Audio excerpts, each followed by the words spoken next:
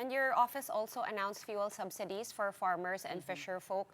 We have about 14, almost 15,000 fishers and 14.3K farmers, and there's 100 million for them. When can they start ruling it out, Secretary? And Uh, is this a one-off?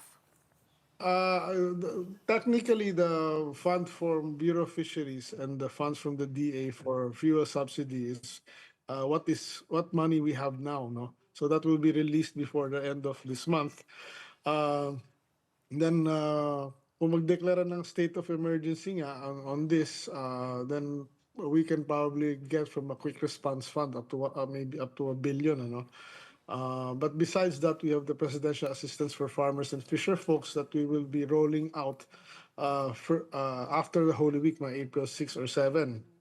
That will be about 2,350 pesos per beneficiary. That's about total of about 4.1 million farmers and fisher folks. So, Pero iba pa po yung fuel subsidy dun sa assistance from the DA? So, total ba ng 5?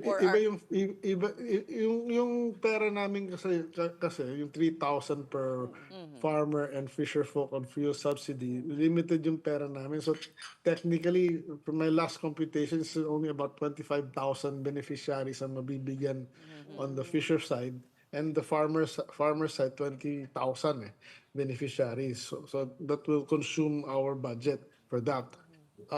We have 10 billion pesos on the presidential assistance for farmers and fisher folks.